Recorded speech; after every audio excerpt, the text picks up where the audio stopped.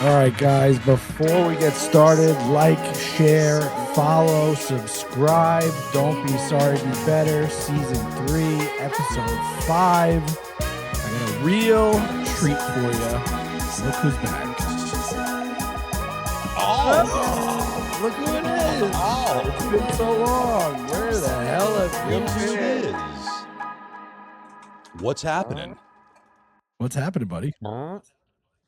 Living the dream. Dude, it's so funny because we planned on doing this yesterday, and then you ghosted me and you left me like over in the side like Steven Glansberg eating lunch by myself.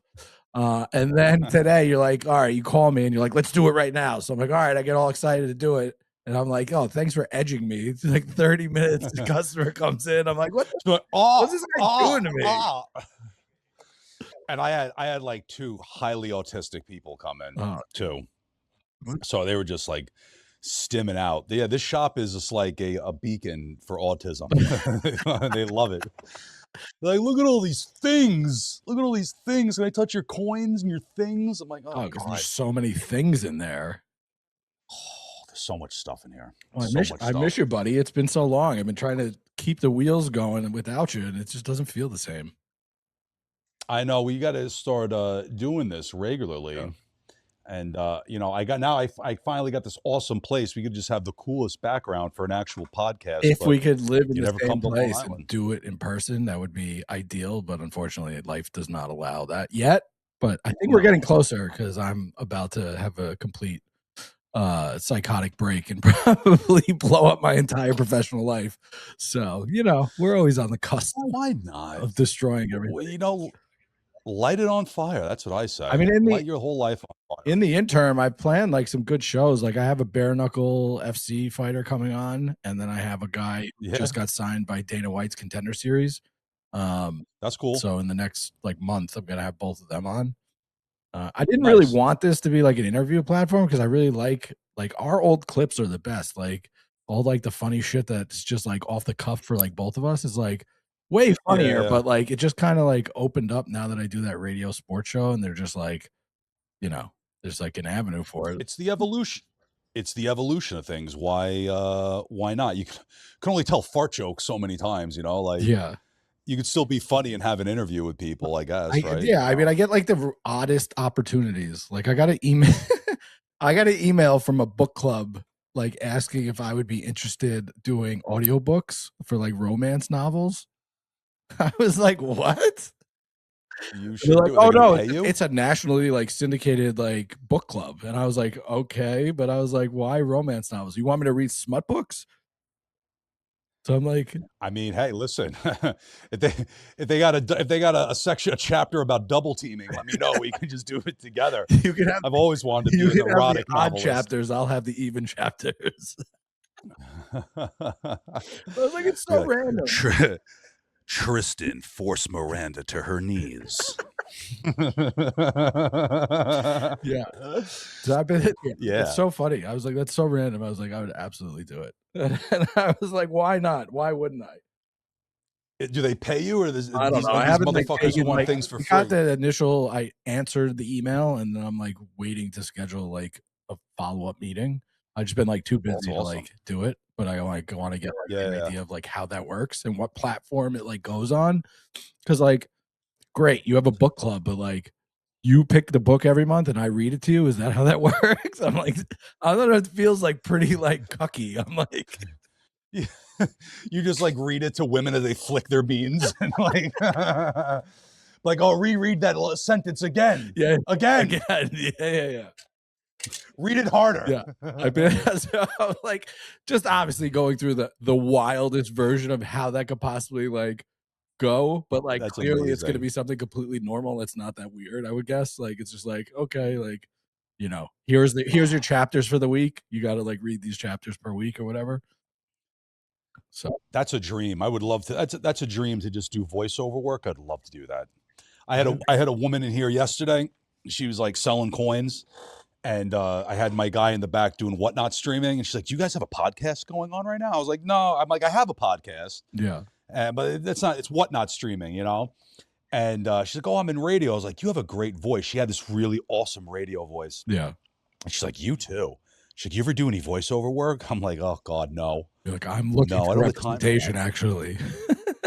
And be like, let me know what lines you want me to read. I'm all about it. But yeah. Yeah. So where have you been? Busy. We haven't recorded in like a year. Tell our fans that miss you so much that do they though? Doing? Yeah. Do the fans really miss me? Why not? I feel like they're all your friends from high school that never really liked me anyway. I mean, no, we were averaging at our best like between 4,000 and 5,000 downloads on Spotify per episode. So they're not my high school friends. We could have been Joe Rogan. Yeah, because you know what? People from your childhood, they never support you. They don't even, they're not even my real friends. So it's, Losers. You get the most support from people you've never even met before in your life. Honestly, the coin people are way cooler. They're always in the comments. They're always talking. Way cooler. They're always, yeah. It's like I'm a coin person and I'm not at all. They've been commenting even on the new shows that you haven't been in. Coin people are great, man. I love the coin people. That's what I've been doing the last year. Yeah. I took over this, so like my life was pretty fucking terrible for like, 2 years. Things got crazy for me. Yeah. Legally speaking, things got a little dicey for you, boy. And then I got this opportunity to open up this coin shop from so the place has been here for 40 years, and then the owner died, and it sat empty for like 2 years. And the guy who owns the building happens to be a coin dealer that I've known for probably like 8 years. And he's a really well-known coin dealer. I had no idea. The guy's like a deca-millionaire in real estate. He owns property all over the place. Damn. And he offered it out to a few people, and nobody wanted to be bothered with it because the place was disgusting. The guy was a legitimate hoarder. And I was at least the only idiot that was crazy enough to say yes, because like a couple of people like, John, you should reach out to Theo. Theo would be great. He would do that. And I reached out to him, and I came and saw the place, and it was a total disaster. I mean, you've been here. You remember what it looked like when we first took it over. So totally shit. Yeah, it's so much nicer. It's crazy. So much nicer. And I came in, and I was like, I can have all this stuff, Sean. I'm like, I can have all of these things. Like the family doesn't want any of this stuff. He goes, no. He goes, I'm about to throw the rest of it in the garbage. If you sign the lease, it's all yours. I was like, done. I didn't even negotiate my rent. I'm literally paying more money than everybody else in this strip mall. Oh my God. Oh yeah. Like double. I'm paying. Yeah. Like the cell phone guy next to me, I'm paying twice the amount of money he's paying in rent. Wow. Probably pay more than the bar at the end of it, but I make more money than all of them combined at the end of the month. So it's fine. Yeah, it's all right. But I've been here a year. Yeah. Like literally, I think a year anniversary was like June 8th or something like that. Which is great, but it just consumes my entire life. People go, oh, I'm going to work for myself and have all this time. It's like, no, you won't. Yeah. Like you won't. If you're working for yourself and you have all this free time, you're not making money. Like I live here. I'm here 6 days a week. Yeah. Literally. I'm here Monday through Saturday. I mean, that's every day. People don't understand when you're like trying to build something for yourself. Like I've been doing it with the tech stuff for the last 3 years, and like it's finally started. But like, dude, I have to do these types of things. I have to find these types of outlets so I don't blow my brains out. Like it's nothing but work, and it's nothing but hours, and nobody gets it, and no one's gonna get it, and no one even respects the hustle until you make it, and they think and then once you make it, they think it was easy or you got lucky, and they don't even understand. It's fucking crazy. My favorite's the tone and the voice of people when they go, how's the coin shop going? Like a tone is, I'm like, I want to be like, how's your fucking hourly job going? I get that all the time. How's your boss? So crazy. I get that all the time because people don't really know what I do, right? And like even like my own mother, it'd be like, are you making money though? I'm like, can you just yes. Can you get out of my face? Can you get out of my face, please? They're like, look at my watch. How's your job going? How's my job going? Yeah, the coin shop's great. Yeah, exactly. Fuck you. They're like, as I'm paying a check, it's like, actually, I don't know. I don't know if that's actually going to go through. Sorry. Yeah. Like, you want to split it? I'm like, no, it's for peasants. I'm not splitting anything. Split the bill, like, actually. It's been a rough month. Sorry. Like, you could leave the tip.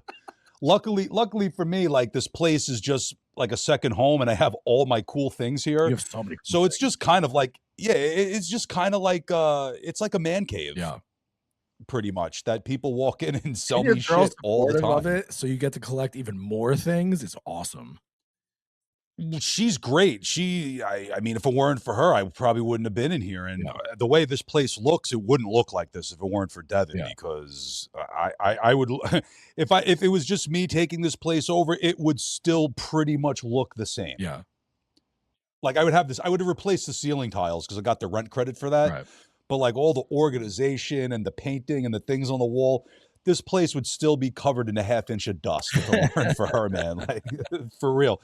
She keeps it all going. But yeah, we got a nice little, I got like a real business. I'm like a responsible business owner now. And you're doing your own And then like a year later, I got my own thing. Yeah, no, it's nice. And now like a year later, I would recommend all of our fans to jump over there and check out the show. It's really interesting.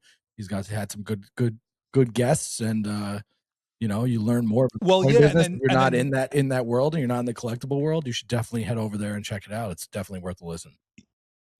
Yeah, and I appreciate that. And I've been focusing a little on that since February. I went to Florida and I had dinner with a good friend of mine, Jeff. Shout out Premier Rare Coins in West Palm Beach, Florida. The guy's the fucking man. And like the 3-hour dinner, he's just pitching me so hard. He's like, "You need to get a YouTube. You got to do it. You can make all this content. You can put it up there. You have a shop." And I'm like, "Oh, you're right. You're right." And it just like was chewing away at me the rest of the time I was in West Palm. And I came back to New York, and like that week, I bought the Meta glasses, which those things are gay. I never use them anymore. I feel so lame with Meta glasses on. And I got like the DJI camera. I found a guy who does like editing and stuff, and I just went. Now I record everything. I started doing this podcast. I mean, with other coin dealers. Your idea with the Meta glasses was great. Like at first, you're like, "I'm going to record everything, and everything's going to be content." And then, like, I was like, unless you're like daily getting into verbal altercations with people, it's not going to be that interesting to like watch like the Meta like POV. You know, it's just like, yeah, like I don't need to have 2 angles of me like pricing out like $1,000 collection of coins from a boomer. You know what I mean? Like the one DJI camera in the corner, it's totally fine. Yeah. And then I'll put them on. It's like, look how lame I look with these Meta glasses on. Literally, this is the first time I've touched these Meta glasses in like 3 months. They look so lame. I feel like such a fucking nerd with them. Like, oh, let me. Like, no, I'm not recording you. Oh, I'm not recording. And then the light just blinks. The light blinks. I went out and I bought electrical tape so I could cut a little tiny perfect piece to put it on. The fucking Meta glasses know the tape's on there. Really? It won't even record. Yeah, dude, they won't record if you can't paint this. You can't, some special glass, you can't even put like magic marker on it. So it just blinks constantly. And I don't use them now. I'll use them if I'm doing like I've been making like clips for YouTube where I'll melt silver down and stuff like that. Yeah. And then it's cool because I can like, you know, look into the furnace. But the day-to-day stuff, it's too awkward. I don't want to make people uncomfortable, and you know. Yeah. I've been slipping though. I haven't been like getting as much like interaction footage with customers lately just because I keep forgetting. And then I have certain customers in that like some of the best deals that would do really great and people would love to see these deals. Yeah. I'm like, I'm not putting that guy on. Yeah. Well, you got I got he doesn't want to do it probably, you know. I don't have to ask anybody. I have, you know, recording like stickers. Yeah. All right. Yeah, I don't have to sign anything. I mean, you're on 3 cameras before I even open the door anyway, right? And then I have 2 more security cameras in here. So like you're already filmed with 5 different cameras by the time you walk in here. But it's so I don't need anybody's between you and Devin when like something has popped off. I get like all 5 camera views of the interaction, and I'm like, "Oh my god, where's the upstairs shot?" I had a good one. I didn't record it. This guy came in the other day, and this like younger Spanish guy and his girlfriend to buy some silver, and he was like a little, I don't know, he had this like edge to him, and I showed him stuff, and I just talk to people like they're dumb sometimes, and I don't mean to do it, but I just like break balls, you know. And then the guy's like, he looks at me and goes, "Do I look fucking stupid to you?" And I was like, I don't know, are you? And he just, me and him started getting this whole thing. Devin yells at me when he leaves. She's like, so you can't talk to people like that. I was like, I can talk to people however I want. It doesn't, I'll say whatever I want. I'm like, I don't have my own business to be talked to like I'm an idiot by some fucking moron. Yeah. No, thank you. Yeah. And like, Don't poke I the didn't bear. record it, but Don't poke the bear. yeah, don't poke the bear. So yeah, like the good big deals, I never really like film because, you know, people want to keep their stuff private, and I get that. Yeah. But whatever. I don't know. How's the growth? I'm not in the business of live streaming. How's the growth of the show going? I had a big, actually it's been kind of shitty the past month. It's been kind of lame. I had the first podcast I did, for whatever reason, did really well. Yeah, that one crushed. And then I got like shitloads of subscribers, and then it just kind of like, it hit 600 subs, and then it just like stopped. And then like even the stuff that I was putting on before I was really like the editor, everything was a couple of thousand views, this and that. Now the views are kind of like shit. So I don't know if it's the content. Every once in a while, you got to send feedback to YouTube, like click the feedback button, and you got to bitch at them for being shadow banned, because our channel gets shadow banned all the time. There's something that like I know, maybe that's what it is. There's something I know that would do like a couple thousand views, like it usually does, and it'll do like 2 views, and I'm like, why? How is this only getting 2 views when we have 500 subscribers? Like, it doesn't make any sense. So like, I'll screenshot and send like feedback and be like, why is my channel shadow banned? And then usually it'll like pop us back into the algorithm, and it should be okay for a while. But every once in a while, you got to do that. It's like really annoying. But yeah, like, it must be something like that. There's an audience for like everything, right? Like everything is considered content. Like I watch these videos of like people that buy food off of like Craigslist, and like videos of people buying food off Facebook Marketplace, and it's like literally going to somebody's house and like buying food. And for whatever reason, that one channel, like the guy's always buying a seafood boil, which seems like one of the more sketchy things to buy off of Craigslist. Like, why are you buying a seafood boil on Craigslist? Right. And then there's this other channel that I found like a couple days ago where like it's just this weirdo in a mask that microwaves all these different things until they explode, like a Pepto-Bismol bottle, like all this crazy stuff. And they have hundreds of thousands of likes and followers. I'm like, it's literally just the shitty, disgusting inside of a microwave, and they put the thing in and just might nuke shit until it like evaporates or blows up or whatever. And I'm like, how is that awesome? Interesting. I guess it's interesting to somebody. It's good brain rot, for sure. It's crazy. But yeah, I have to be like shadow banned, because it's not like, oh, I'm making such good content, but it's like I've been doing it long enough now that I know what like should do okay. Yeah. And then I'm like, oh, that should do better. And then I have to be like in some shadow ban. And then your like posting has to be consistent. So like once you start deviating, which is what happened to us, like we were posting consistently, and then we wouldn't, and then we'd go into like the shadow realm because the channel was kind of like dormant, and it was hard to like get that back up. But that's why, and that's the thing too, because that's super valid. But my posting has been like every Monday, Wednesday, Friday, I post a new reel, right? So that's consistent since I've been working with this editor, and it's just I don't know. It must be some type of shadow ban. I don't know. They're so funny. They are funny. They're pretty good. Yeah. I hate doing them. I hate making. Well, you had so much. that guy. You had that content creator do one, right? And so let's talk about Tony Dabbas. How'd that come about? How did it go? I met him through Instagram. I like commented or something, and then like you comment, and then you get like a generated like DM like, thanks for the support, blah blah blah. No, I don't comment on people. And then I just replied. I was like, dude, I think you're so funny. You're hysterical, man. Next time you're in the island, let's do something. I would love to do a skit here. And of course, it's about money, so it costs me money. Yeah. But I justified it, whatever. And he came in, and it was fucking hysterical, dude. He came in himself, and then like a couple of other like local Long Island comedians, and he does like, he's got like the real deal, like the Sony whatever camera, and we banged it out in like 45 minutes. They just did this thing, and the reel is hysterical. Yeah, it's really funny. And just like technology, dude. He's like, I'm gonna go down to Starbucks down the street. I'm gonna edit it. I'll have the video done in like an hour. He does it all himself, or he has like a whole crew? No, he does it all himself, man. Wow. Yeah, I guess his brother's like a real deal like director of photography. Yeah. So he kind of like learned the whole like the cameras to use and the style to do it in, and he does all the editing himself, and it's friggin' hysterical. And that's cool to like work with some local comedians, support them, and find out. I never go to any stand-up, so I'm gonna start going to like local stand-up and stuff, Nice. and McGuire's and checking them out. Yeah. And, You yeah, gonna no, I get don't up know. Why there, a not? It's little cool. open mic, try some material? Never. I got no balls for open mic, dude. I do not have the balls to be a stand-up comedian. Yeah. No way. Yeah. I don't like being critiqued. You know, people just say mean things about me, and I'm like, I don't like that. Take it personally. Implode and walk off stage.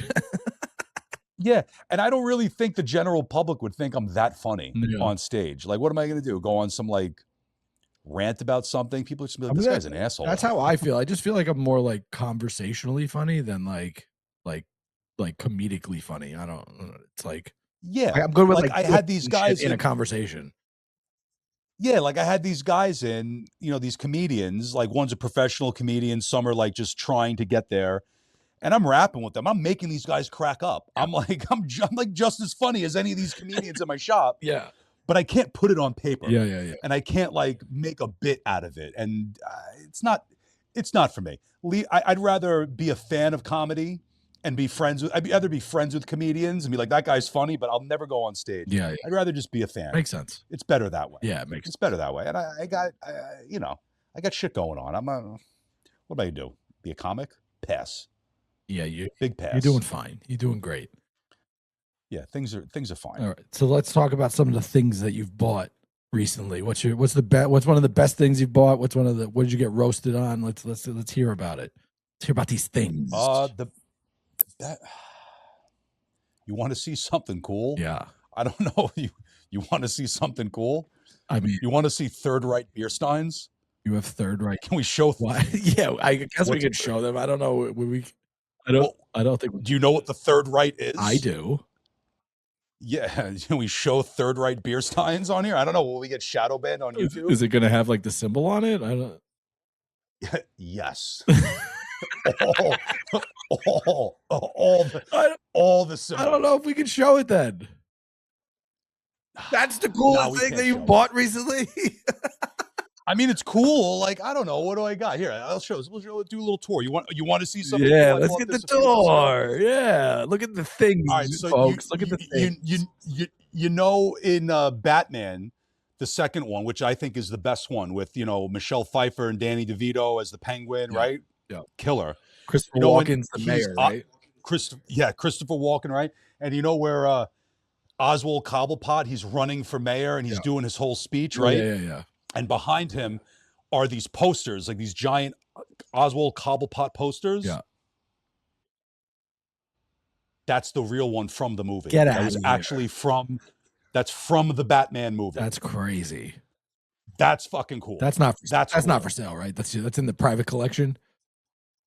$1,000, but you got to pick it up. I'm not shipping it. You hear that, folks? $1,000. Ronkonkoma Rare Coins. You can have a real piece of movie nostalgia. And I'm hoping in the next like year or two I can buy like a real house, and then I can have a movie room, and that thing will go in the movie room. I bought this a couple of weeks ago. I got a 53 Topps Jackie Robinson PSA 1. Damn. That's a nice card. And then I got a 53 Topps Willie Mays. Damn. Altered, not straight graded, but this is actually worth more money. This is like worth $1,000 and a better grade than this, but this one is worth like $1,500 in a shittier grade than the Jackie Robinson. So that's kind of cool. So any collector, Ronkonkoma Rare Coins, you can buy all of. I don't know. I got all kinds of stuff. Yeah. This stuff goes. This is kind of cool. I got so much shit. You get roasted on anything? Yeah, I did actually. I roasted myself like a fucking amateur loser, dude. Let me show you. Like a loser, right? So you know what? Hold on. I've been like not smoking weed lately during the week. Yeah. I Monday through Friday, business hours, I don't smoke pot anymore because like I make too many mistakes and then I'm too nice. And then I had a guy come in, man, and I bought these 2 10-ounce bars from a guy. Yeah.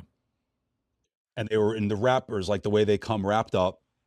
And I was like busy, and I was like, yeah, 10-ounce bars, cool. These are legit. And I paid them. And then something was bothering me about them. Like an hour later, they were both fake. Two No fake 10-ounce way. bars. Yeah, that sucked. That sucked. So they're worth nothing. So that's like a $1,200 hit. They're worth nothing. They're worth the Oh lesson. my God. Okay. They're worth the lesson. Did you learn from it and it was worth it?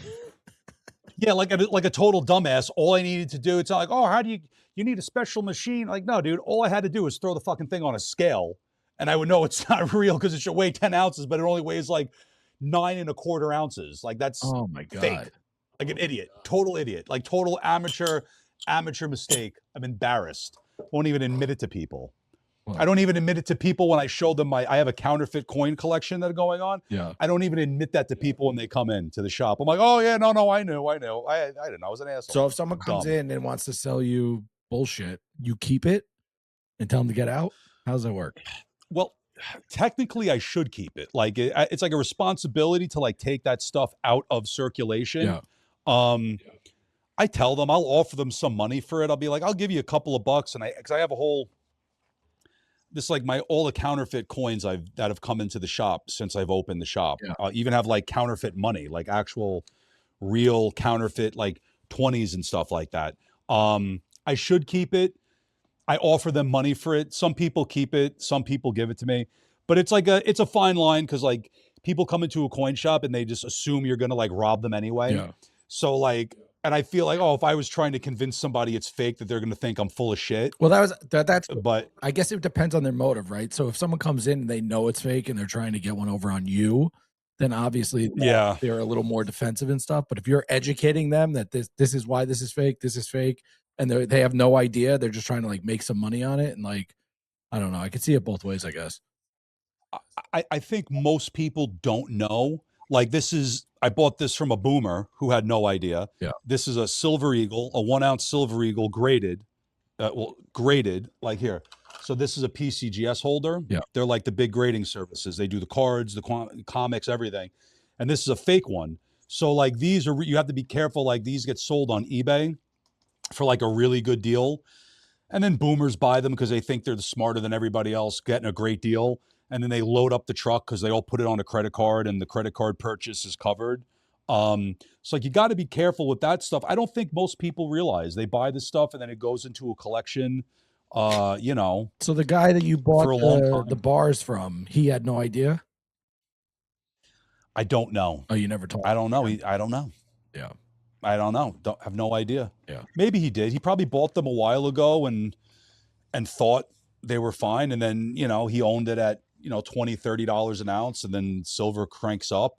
That's the problem. A lot of this stuff gets bought when the metal prices are at one point and then they go up, which they have over the last year and a half, right? And then people want to go cash in, and then they go to cash in. And I had a guy come in with a 1 kilo silver Panda, which he bought 5 years ago, and it's just been sitting in his safe for 5 years. And the thing was not real. It didn't weigh right. It looked awful, and it was just a fake kilo of silver. I'm like, ooh, that sucks. Damn, that sucks. You know, got to buy from reputable sources, I guess. Yeah. You know, shitty. Damn, that is yeah. I buy stuff every day. Most of the stuff isn't really like that interesting. It's a lot of like stuff like this, just 90% silver coinage that comes in. This is like the majority of collections that people come in with. Like all the boomers' grandparents, they all knew that coins pre-1965 were silver. So they just used to like hoard that stuff away, and they would get it in their circulation. And then fast forward 40 years later, they die and their kids don't want the stuff, and they come and sell it. Like, I gotta get rid of this junk. Yeah, junk. Like most of the stuff that if I could show you, oh, great coins, it wouldn't mean anything to most of the people. Like it's stuff. Yeah. It's all stuff. Bread and butter, you know? Gotcha. I'm just thankful when it comes in, man. Yeah. Thankful when it comes in. And it's been busy, obviously, right? Yeah, it's been busy. This week was really busy. How much of that do you like correlate to like you took over like a shop that had been there for so long that had a reputation, so people are like, oh yeah, and how much is this like new business of like seeing you either on social media or like you just getting like your name out there? I think a lot of it comes from like Instagram, because we do a lot, you know, the funny reels and stuff, and I'll do targeted ads to like a specific location, and we get a lot of stuff from Instagram. But then Google is a big one too, man. Yeah. Like, so this place has been a shop since 1985. The Google listing's been active since, I don't know, probably 20, 30 years. And it had no like real like reviews or anything like that. So we just been, everybody, oh, leave a review, leave a review. And now if you went on to Google and search coin shops in the area, we're like one of the top search results that come up. That's awesome. So I think, just being here a year, and then having the social media presence too, that's a big thing. Like I get a lot of business from ChatGPT, which I never even thought of. How does that work? Just ask ChatGPT who's a good place to go to in the area. And the way ChatGPT works, all AI, right? It's just pulling from every aspect of the internet. Because so if you have these other search on Google, ChatGPT Google's the area, and that's how you pop up because your SEO. Google's the area, but it's also pulling from a presence on Instagram and presences on YouTube and all this stuff. So like there's other coin dealers in my area who have been in business a lot longer than me, but they're just like old and antiquated, and their social media presence either sucks or is non-existent. So the fact that I just have a consistent social media presence, it just puts me up in the algorithm. And then, since we took over a year ago, the guy went from having like, Google had 5 reviews. Now we have like 60 reviews, and they're all positive reviews. I get people, how'd you hear about us? Oh, Google, you just seem like a really good shop. You had a lot of really good reviews and blah, blah, blah, blah, blah. So I don't know. It's just business. And it's funny because like, since I took it over, like everybody, I always get like, every month, every other month, people are trying to like hit me up. Oh, you ever think about advertising and doing this and that? And I'm like, bro, good for you for still thinking that your form of advertising works in this day and age, but like it doesn't. Like it doesn't do anything.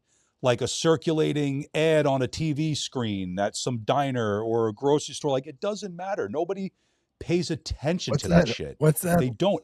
Everybody's just on their phone. What's that Long Island paper, the Yankee paper, Yankee Mag or whatever? You know what I'm talking about? Yeah, it's like, yeah, I do. It's all like coupons and like shitty advertisements. Like I remember being like at my grandmother's house when I was little and like, going through that. And that stuff probably works to an extent, but like, I don't know. It's got to be your targeted expensive. Demographic, right? I mean, it's older people that like have shit to sell. Like I feel like. Yeah, older people, shit to sell. Like probably like a mass mailer would work pretty well, but it's just expensive. Like, and that's why I paid that guy, the comedian, to come and do the thing, because it was like, oh, it's a lot of money. I said, yeah, but like it's a form of advertising, right? Anybody who's ever contacted me, like advertising the business, it's thousands of dollars. It's never like, oh, for $400 we can put, no. It's always like $2,000, $3,000, $4,000. And there's just no proof of concept that it works. And like, so what's the point? I'd rather just pay a guy who's funny, who has 600,000 followers, right? The guy's literally trying out auditioning for SNL in a couple of weeks. Wow. You know what I mean? Like his presence is just going to keep growing. Yeah. Right? Like that reel is always going to be on his every social media platform that he has. Like that's not going anywhere. I'd rather give him a few grand to do that, have fun, meet some cool people, right? And just more like connections in general than give like some company reached out a year ago. They do advertisements for scorecards in public golf courses around Long Island. Okay, that actually sounds like a pretty good idea on paper, but is it? Like I'm going to give you like $4,000 to do that. Like, what am I going to get out of that? How much visibility am I going to get out of like that? A bunch of like retired boomers that like play public courses that like have like a ton of shit in their house. I don't know though, but I honestly, I think nothing in this day and age, nothing beats like just a quasi funny Instagram reel that you spend $100 on boosting for a week. Yeah. I mean, the collectible space right? better than I do. So I don't know like what the drivers are, like who has the best stuff. Obviously the older people usually have the best collections, but they don't part with their stuff, right? So usually it's somebody passes away and then their kids get the shit. The people who are selling are the kids, the boomers and the boomers' kids. They don't want they don't want to collect anything, dude. They don't want nothing. They want the money. Nobody has money. Everybody's broke. Everybody has credit card debt, car payments, blah, blah. They just want to sell the stuff. Yeah. And everybody's just on social media. Everybody. Like when I was really ramping up the Instagram posts and doing the targeted reels, I would get 3 to 5 people a week. Oh, I saw you on YouTube, on Instagram. Yeah. Cool. Like they just came in from Instagram. And you can throw a rock and hit 5 places around me that you can sell coins to. Like it's full of competition in the area, but everybody's just scrolling on their phones. I've been getting, it's slowed down because I think I'm shadow banned on YouTube, but like I've gotten really great deals come in from YouTube. How'd you find me? Instagram? No, I don't even follow you on Instagram. I saw your YouTube channel. I thought it was great. I wanted to come in and check the shop out. That first episode of Behind the Showcase popped like big, like bigger than anything we've done on YouTube. It got like, it was kind of did nothing. And then like a week later, it just ran up to like 11,000, almost 11,000 views. For a long I got hundreds of subscribers. Yeah, for a long form episode. That's great. That's amazing. It was good. Well, it's also like, I was saying to somebody, if I was like a card dealer, I wouldn't be doing a YouTube page because that's just such an oversaturated market, like sports card market or Pokemon, right? But coins, it's not. Like the coin industry is a $1 billion industry, but there is a lot of room for like content creators on that. Yeah. So I feel like it's worth the time. My friend was telling me, the one in Florida, he's like, man, we did it all wrong during COVID. We were selling all this stuff through social media. We shouldn't have sold anything. We should have just created content the whole time. We should have just had a YouTube page and you'd be making $1 million a year just from YouTube viewership. I would have been one of the biggest YouTube pages for coins at the time. But I didn't think about that. Like how I made a living, buy, sell, that's it. Yeah. But it's such a small market, coins in the grand scheme of every other collectible market, that there is room for that. And people like normal, regular conversations. It doesn't need to be like, I'm not like a nerdy coin collector or coin dealer. I don't want to have these talks about like all these like, little details. I just want to have natural conversations with other coin dealers, talk about the business, a little behind the scenes look. See, I get the other side of it because every once in a while my algorithm will push me towards like coin stuff, collectible stuff. The more that like I interact with your stuff, the more I'll get like, and they're just like, it's so dry and boring. I'm just like, it is dry. Like, I don't really care about the detail on that fucking coin. Like, I don't give a shit. Yeah, no, it's dry. It's boring. Yeah. Most of the people, like the content creators for coins, they're just kind of boring people. They're from the middle of the country. They're not that cool. Not that I'm that cool, or interesting, but people seem to think, yeah, I'm fucking cool. Hell yeah. Hell yeah. Yeah. So I don't know. I'd like to get it to a point where it could like monetize, which I'm almost there-ish. I knew like 1,000 subs and then like 50, I don't know, some like 3,500 watch hours, whatever. But yeah, it's just a great lead generator. It's just another, like, again, why would I pay to have an ad reoccurring on a TV screen in a Stop and Shop supermarket when I could just put the energy into regularly putting out content and videos that everybody's watching? Especially that makes it worth it because it's a driver for your business, right? So you're getting actual 1,000%. leads, actual referrals from your own content. Like that's huge. That's like a game changer. That like I had a deal come in from YouTube. Like I bought it, just that deal alone totally justified buying the equipment, paying the editor. I was like, oh yeah, shit. If I could get a deal like this once a month, it's a no-brainer. Forget about even monetizing, right? Because who cares? I mean, that'd be cool if you could make some money every month. That'd be awesome. But like,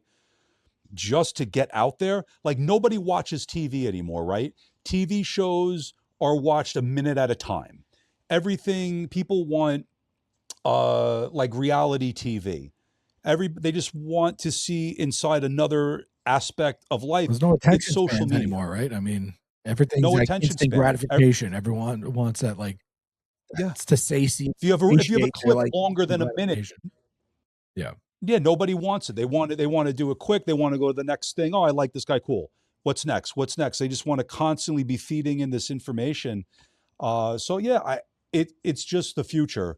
A lot of people want to like, deny it and, fight against it, but like you can't. Yeah. You can't. Like if I didn't do social media, this place would just be empty. Not empty, but I would just be how I'm relying on people waiting to sell something and searching on Google.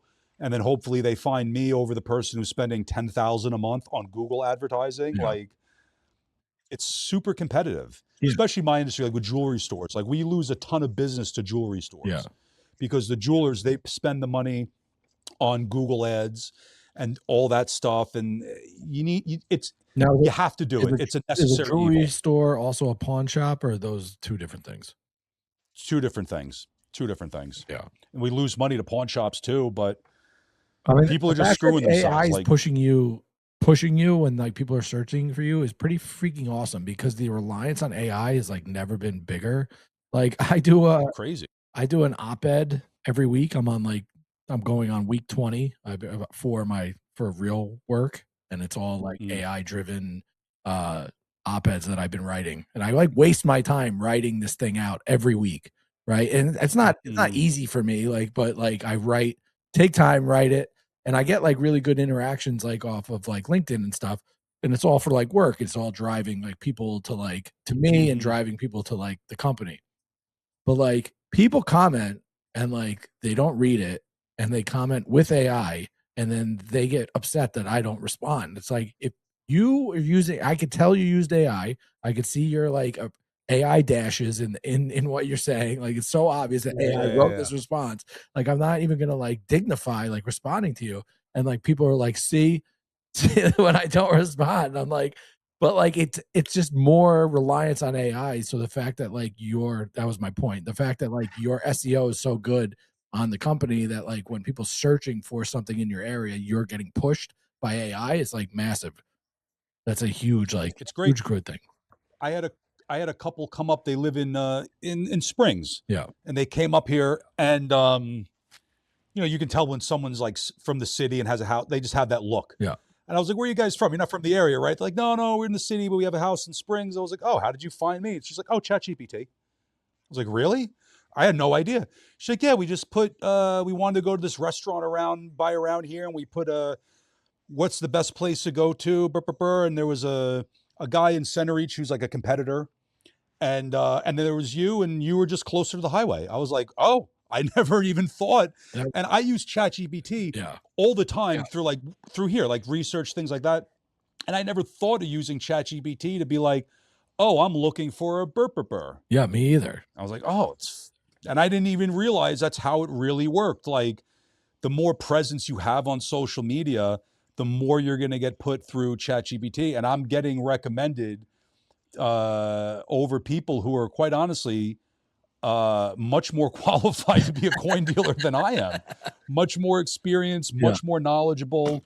I don't know. This is an odd industry. Yeah. It's an odd industry, and people are very like standoffish. They go in, like, most coin dealers aren't nice. They're a little racist. Like, they are, dude. I have a lot of black customers who come in and sell me stuff. And the first thing, like, they go, oh man, I went to this other guy down the street. He was like really fucking mean to me. He like, yeah, no, I'm like, and I want to be like, yeah, it's because you're black. Like, they just think your shit's stolen and like whatever. And like, they don't want to deal with you. Like, I'm just nicer than these old grumpy fucking coin dealers and jewelers who are just super rich. They don't need the money. Yeah. Like, no, I'm not rich. I'm fucking poor. Like, I need to you're deals. grinding. Like, you're building. I'm building. Like, I'm a nice guy. Like, I deal with everybody. So like, I don't know. I'm in a good position, I think, in this area of where I am, the location, the whole thing. Like, as time goes, like, my competition will just be less and less. Yeah. Like, one of my closest friends in this business, he has a shop in Sayville, and I recommend people. I say, oh, you should go see my friend in Sayville. He's got one of the coolest coin shops in the country. You have to do business with him there, right? And but when he like retires, he's teetering on just being done with this shit. When he retires, like, there's no competition. Yeah. There's not. There's like a couple of people, and I know my competition, and quite honestly, they suck. I'm like, yeah, I tell people my competition, go to that guy, because I know he sucks, and you're not going to want to deal with him. And then they'll come back. And then they'll come back, and then they'll get older. My other biggest competitor, he's in Patchogue. He's like 87 years old. Yeah. He'll be done His soon. kids probably don't want anything to do with the business, right? He has no kids. He owns the building. My goal is to make so much money that when he dies, I can go to his wife and be like, "How much for the building? I want to buy the business." I like it. That's Good my idea. goal. That's Second location. Yeah. Closer to my house. Yeah. But yeah, no, things are good. Can't complain. I got it in the ass for the last 3 years without any lube.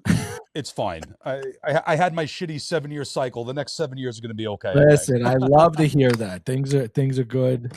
We just have to get you to commit to do this at least once a month. I can commit now that we did this. Yeah. I'll commit to doing it. Okay. We can do it for sure. Monday and Tuesdays are my best. Mondays are my days worst to do day. it. Worst day to do it. I have so much work every Monday, so Mondays are out. What about Tuesday? Tuesdays I could do Tuesdays, and the only other day I can't do is Thursday because I do the New York Sports Loudmouth 4-hour live show. So okay, yeah. I mean, listen, I could do Thursday every Thursday at like 5:50. Tuesday, I meant sorry, Tuesday. I can do every Tuesday. And I know Ronell's Monday and Ronell's Tuesdays. gonna give me shit because I didn't tell him about this because he's like, let's record, and I was like, we'll record. But you know me, I'm like 3 people, even like the 3 people. Sometimes I wanted to like get this one done with just you, and then of course we'll bring Ronell back on. And of course Ronell will be back, very much part of the show. It's just like I don't know, maybe it's like control freaking me a little bit. That's like, nah, we'll do it the way I want to do it.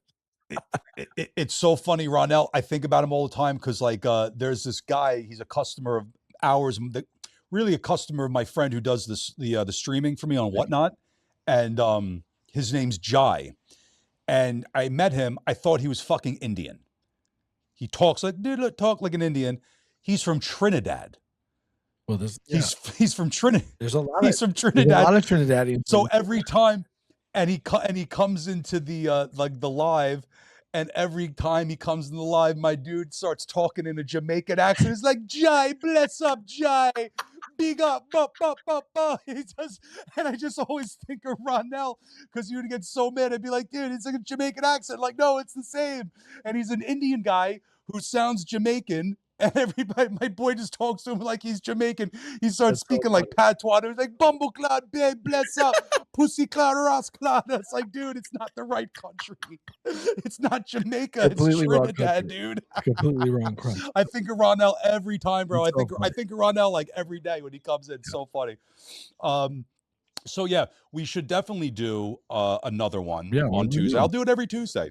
I'll do it. We'll do it like around like 5 o'clock for the Bare Knuckle FC guy and the Dana White Contender Series guy, because that's coming up. I just don't know when. I know his fight, like the Dana White Contender Series guy's fighting in September, I think. So I'd like to get his interview done before his fight or leading up to his fight, or maybe directly after. I just have to time it out with him.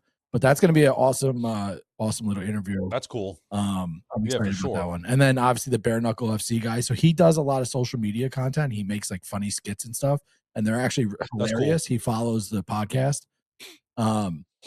Vinny the Bull. That's that big Bare Knuckle league, right? Yeah, that's like there's only that one. Yeah, Mike Perry's in it. Yeah. So is that one the Alex Terrible, that singer from He Just Fought In? Yeah, that's pretty cool. Yeah, so he does like a lot of like skits and stuff on Instagram, which are really funny. It's like that's cool. Yeah, so that's gonna be a good one too. So we'll figure it out. But I want to get you back on, obviously, in a consistent way. So even if it's like once a month, for sure, that'll be awesome. And then we'll get Ronell back. And let's do it. Let's do it once a month. Yeah, for until like the summer's over, and we'll get back into the regularly scheduled thing like come fall time. It'll be good. Perfect. I love it. Well, you heard it here. You heard it here first, folks. Theo is back. I know a lot of you have been clamoring for the return of the wild takes, and it's fine. I was like, dude, I've been thinking, we're going to do this soon. Like, what's some funny things? And I just I forgot them all. Yeah. I was in Cherry Grove last weekend with Devin and my cousin. We went to Cherry Grove. Nice. And I saw the biggest dong I've ever seen in my life at Cherry Grove. It's disgusting. Where is it? I don't know why I keep going there.